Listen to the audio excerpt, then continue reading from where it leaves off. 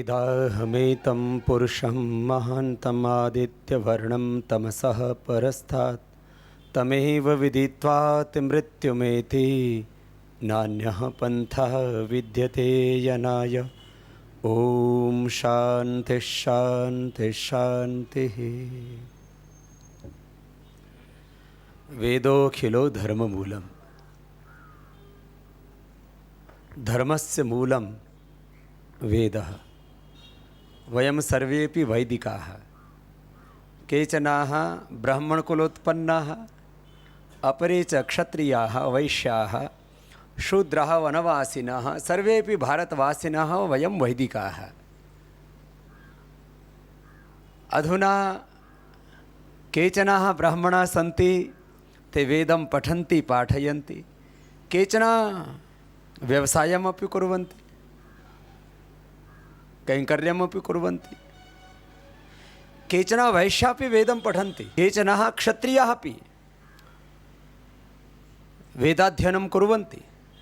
अपरे च शूद्रापि। अहं गौरवम् अनुभवामि यत् ब्राह्मणाः तु वैदिकाः सन्ति, एतत्तु अस्माकं गौरवं। परं यदि शूद्रापि वेदं पठन्ति एतत्तु महागौरवं। किं तेषामपि तेभ्यः वेद तो ईश्वरीयज्ञानं वर्तते। ईश्वरसृष्टिः, ईश्वरस्य सृष्टिः, ईश्वरस्य ज्ञानम्, ईश्वरस्य ऐश्वर्यं सर्वेभ्यः वर्तते। अस्मिन् कलियुगे जनाः कथयन्ति यत् कुम्भिधान्यः ब्राह्मणाः आप्तपुरुषाः, अलोलुपाः, जितेन्द्रियाः ते दुर्लभाः। परन्तु अहं वेदमहर्षेः परम्परायाम् अस्माकं घैसास गुरुजीपि वेदमहर्षिः वर्तते। एतान् दृष्ट्वा अहं कथितुम् अर्हामि, अद्येपि अलोलुपाः, जितेन्द्रियाः ब्राह्मणाः आप्तपुरुषाः सन्ति। एतादृशं महापुरुषं दृष्ट्वा मनसि आनंदम अनुभवामि। कुछ लोग सोच रहे होंगे बाबा जी ने कौन सी भाषा में बोलना शुरू कर दिया। वैदिकानां तु भाषा संस्कृतमेव वर्तते। एतदर्थम् अहं कथयामि, केचनः मां जानन्ति यत् स्वामीवर्यः योगं कारयति। योगम् अहं कारयामि। आसन प्राणायाम अष्टाङ्गयोगस्य अभ्यासम् अहं कारयामि। यमनियम आसन प्राणायाम प्रत्याहार धारणा ध्यान समाधय अष्टौ अङ्गानि। योगांग अनुष्ठानात् अशुद्धि क्षये ज्ञान दीप्तिः आविवेक ख्यातेः। अष्टांग योगमेव राजयोगम् इति कथयन्ति। राजयोगम्, अष्टांग योगम्, योगः एवं तु यत् वयं किमपि कुर्मः जीवने तत् सर्वमपि योग एव उच्यते। युक्ताहार विहारस्य, युक्तचेष्टस्य, कर्मसु युक्तस्वप्नावबोधस्य योगो भवति दुःखः। समत्वं योग उच्यते। योगः कर्मसु कौशलम्। आत्मदर्शनं सर्वमपि अस्माकं सात्विकं कार्यं तत् सर्वमपि योगे उच्यते। परं प्राधान्येन केचन कथयन्ति स्वामीवर्यः योगी वर्तते।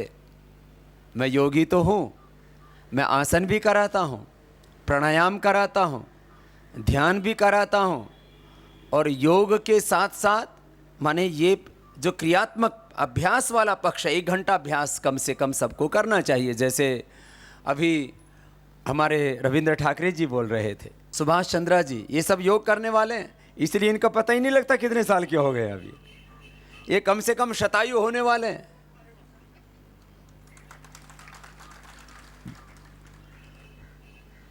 देखो, हमारे कुछ विप्र देह में शरीर के ऊपर ध्यान न देने के कारण से उनको शरीर में किसी को भाराधिक्य, किसी को मधुमेह है, किसी को हृदय आघात जैसी समस्याएं होने लगी। ब्राह्मण को दोनों ही तरह से तपस्वी होना चाहिए, एक वेद ज्ञान में और दूसरा योग में भी। लेकिन ये हमारे ऐसे तपस्वी हैं, सैकड़ों हजारों करोड़ रुपए का साम्राज्य हमारे सुभाष जी चलाते। सैकड़ों हजारों करोड़ का साम्राज्य बैंक ऑफ महाराष्ट्र से के माध्यम से हमारे आदरणीय श्री रविंद्र ठाकरे जी चलाते हैं, लेकिन वो सब चलाते हुए अपने देह के साम्राज्य को भी अच्छा रखा हुआ है इन्होंने। ये सबसे पहला साम्राज्य आपका धर्मार्थ काम मोक्षाणम आरोग्य मूलम उत्तमम आरोग्यम धन संपदा प्रथम संपदा आरोग्यम वर्तते। ये देह है तो इससे हजारों लाखों करोड़ का आप साम्राज्य खड़ा कर सकते हैं।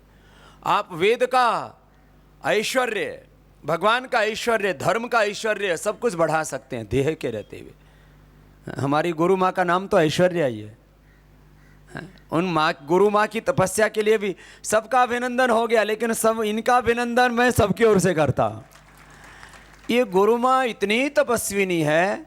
ये गुरु जी महाराज वेद की सेवा करते हैं तो गुरु माँ वेद पढ़ने वाले वेद पाठियों की सेवा करती हैं। ऐसी माँ धन्य जो एक पुत्र को नहीं, ऐसे अनेक पुत्रों को आत्मीय भाव से उनके प्रति अनन्य प्रेम रखती हैं।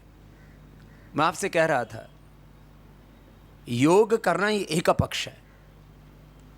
ज्ञान योग, कर्म योग, भक्ति योग, अष्टांग योग आदि वेद गीता के 18 अध्याय पढ़ो तो हर एक अध्याय के अंत में योग है। अवसाद योग से लेकर के और सारे जितने भी अध्याय हैं वो योग ही है सब। अब इसमें है जो ये जो व्यवसाय है इसको भी उत्योग, योग जब उत्कृष्ट हो गया तो उद्योग हो गया। मेरे से बोलते बाबा जी आपने ये क्या किया? मैंने कहा मैंने योग किया, उद्योग अपने आप खड़ा हो गया, बाय प्रोडक्ट है ये। ये तो योग की एक संतति है, योग का एक बाय प्रोडक्ट है। योग के राह पर आप चलते हैं। मैंने अष्टाध्यायी महाभाष्य पढ़ा है। मुझे क्योंकि बचपन में तो सौभाग्य मिला नहीं, अनपढ़ माँ बाप के घर में पैदा हो गए, तो हम तो थोड़े हठ योगी भी हैं। हमने सोचा कि भाई हमको भी वेद पढ़ना है, तो हम गुरुकुल में चले गए। वहाँ से हमने अयोन रील रे की योंग अयऊ छायावरट लम लन यम गणनम झभय घड़ दस खफ छठथ छठतव कप शशर हल से लेकर के वृद्धि राधय चते गुण एको गुण वृद्धि न धात लोपार्थ धात गीत च दिधि विभिटम हलोनंतरा संयोग मुखनासिका वचनो नासिका तुल्यास्य पत्रम सण नाझलो प्रज्ञम अधसोमात शे निपात एक जनांग आदि पढ़ना शुरू किया। 4000 सूत्र याद किए। 4000 सूत्र याद करके हमने सोचा अभी तो बात बनी नहीं, अभी तो 2000 धातु याद करने, फिर धातु पाठ याद किया। फिर भू सत्तायाम से जो है वो सत्ता पता लगी कि इसमें तो अभी तो थोड़ा पत्ता खुला ही है, तो आगे बढ़ते हैं। फिर ऐसे ही जैसे गुरु जी यहाँ पर सब शास्त्र पढ़ाते हैं, हमने गुरुमुख से शास्त्रों को पढ़ा है। मैंने कोई डिग्री नहीं ली है, मैं डिग्री लेने वाला नहीं, मैं डिग्री देने वाला हूँ। आज हम डिग्री देते हैं, हम BMS की डिग्री देते हैं, BMA PhD की सारी डिलीट की सारी डिग्री देते हैं हम, लेकिन मैं गुरु शिष्य से पढ़ा हुआ हूँ। इसलिए जितने हमारे वेद पाठी हैं इनको अपने ऊपर बहुत गौरव होना चाहिए। अरे इंजीनियर्स तो पूरी दुनिया में लाखों करोड़ों हैं, पूरी दुनिया में लाखों इंजीनियर्स हैं, लाखों डॉक्टर्स हैं, लाखों साइंटिस्ट भी तैयार हो गए हैं, लाखों बिजनेसमैन हैं, लेकिन इस पूरी दुनिया में कीमत उसी की होती है जिसकी उपलब्धता बहुत कम होती है। तो गिने चुने वैदिक लोग उपलब्ध हैं इस दुनिया में, जो ऋग्वेद, यजुर्वेद, सामवेद, अथर्ववेद वैदिक परंपरा को अक्षुण्ण बनाए हुए हैं, श्रुति परंपरा से, गुरु शिष्य परंपरा से। ऐसे वैदिकों को जब मैं देखता हूं तो ऐसे वैदिकों के सामने हजारों लाखों करोड़ों डॉक्टर्स, इंजीनियर्स, बिजनेसमैन, उनका जो गौरव है उनसे 1000 गुना गौरव इन वैदिकों के लिए, क्योंकि ये वो कार्य कर रहे हैं जहां पर किसी भी प्रकार का कोई ग्लैमर नहीं है। हिरण्मयेन पात्रेण सत्यस्यापि हितं मुखम तत्वं पोषण अपावृणं सत्य धर्माय दृष्टे। चारों तरफ बड़ा आकर्षण दिखता है और ऐश्वर्य का आकर्षण बहुत है। वैदिक जो है, अभी मैं देख रहा था यहाँ 3-3, 4-4 घंटा घन पाठ कर रहे हैं। एक एक मंत्र की ऐसी आवृत्ति की, उसमें एक मात्रा, एक स्वर की, कहीं एक अक्षर की, कहीं पर किसी भी प्रकार की एक त्रुटि नहीं।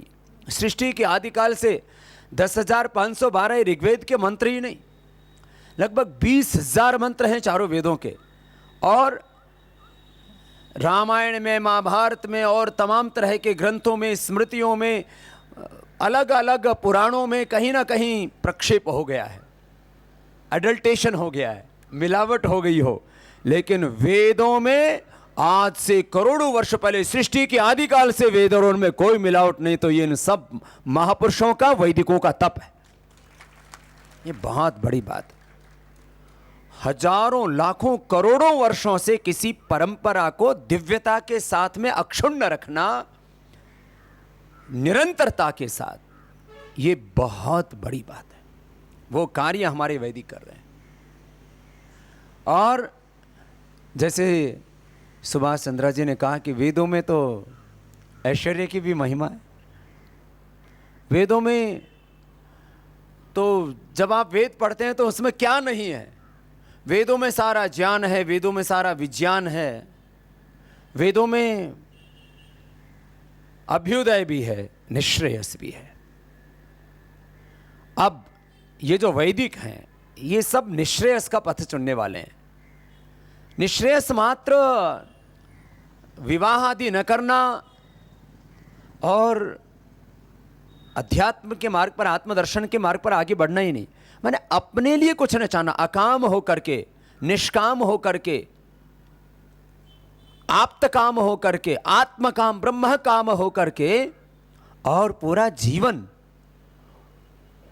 वेद और वैदिक परंपरा के लिए, भागवत कार्य के लिए समर्पित कर देना।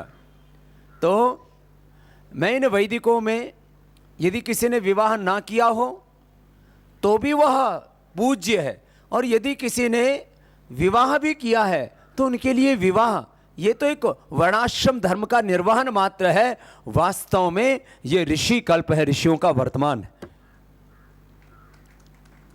पहले भी तो हमारे ऋषि दो तरह के होते थे, गृहस्थ ऋषि भी होते थे, और कुछ ऐसे होते थे जो हम जैसे हमारे जगतगुरु शंकराचार्य जी महाराज जी की तरह अविवाहित भी रहते थे।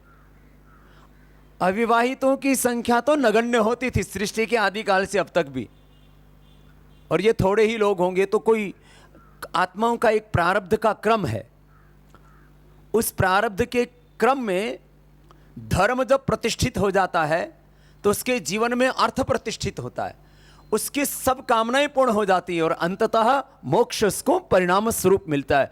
जिसके जीवन में धर्म सिद्ध नहीं हुआ, जिसके जीवन में अर्थ सिद्ध नहीं हुआ, और जिसकी कामना कोई शेष रह गई है, उसको मोक्ष मिल ही नहीं सकता।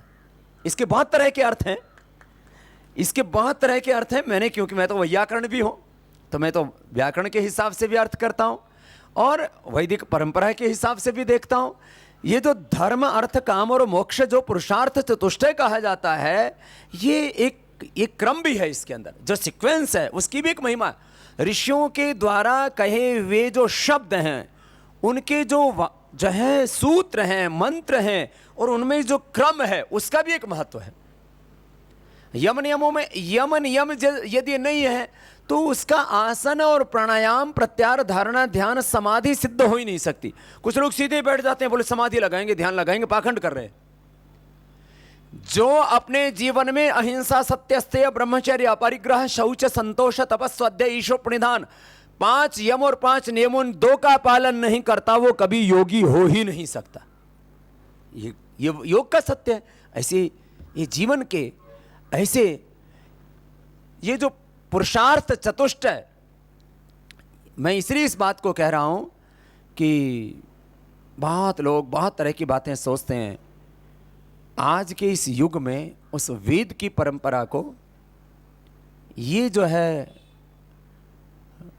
जिस तरह से यहाँ वेद भवन में और श्रद्धे गुरु जी की परंपरा को हमारे वर्तमान घैसास गुरु जी इसको जिस तरह से निभा रहे हैं, मैं समझता हूँ ये पूरे भारतवर्ष के लिए बहुत गौरव का विषय है। ये जो सुभाष चंद्र जी ने भी जो बताया,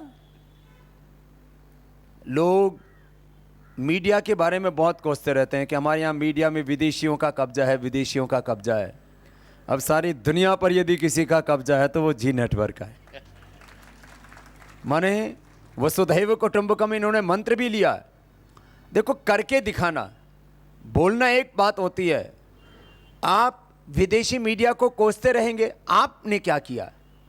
आज चाहे वो जी न्यूज है या एंटरटेनमेंट के माध्यम से, माने जो जी नेटवर्क ने किया है पूरी दुनिया के इतिहास में, वो किसी मीडिया ने नहीं किया है। इसके लिए हमारे भाई सुभाष चंद्रा जी को एक बार सबकी ओर से बहुत बहुत अभिनंदन। आप एक ये भी आपने इतिहास बनाया है, इतिहास बनाया, और भारत का गौरव जी नेटवर्क के माध्यम से पूरी दुनिया में आदरणीय सुभाष चंद्रा जी ने बढ़ाया। बहुत बहुत अभिनंदन है। तो और सुभाष जी इस वेद भवन में भी अपना योगदान देते रहते हैं। मैं आज बस इतना कहूँगा, मैं वेद पाठी भी हूँ, मैं योगी भी हूँ, मैं कर्मयोगी भी हूँ। इसलिए मैं यहाँ गुरुजी की इस परंपरा में जो वेद का कार्य चल रहा है, इसके लिए मैं इतना ही कहूँगा।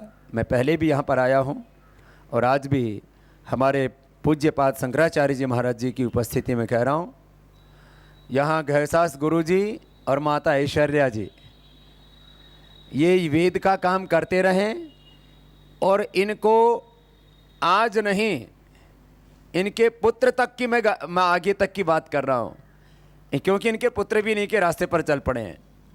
इनको और इनके पुत्र को कहीं पर भी किसी भी प्रकार से इस धर्म के अनुष्ठान में अर्थ का कोई चिंतन करने की आवश्यकता नहीं है। उसके लिए पूरा पतंजलि योगपीठ परिवार गुरुजी के इस कार्य में, क्योंकि ये जो गुरु कार्य है, ये ऋषि कार्य है, ये भागवत कार्य है, और इनके जितने भी शिष्यगण इस अनुष्ठान में लगे हैं, मुझे तो उनकी तपस्या पर बहुत गौरव है।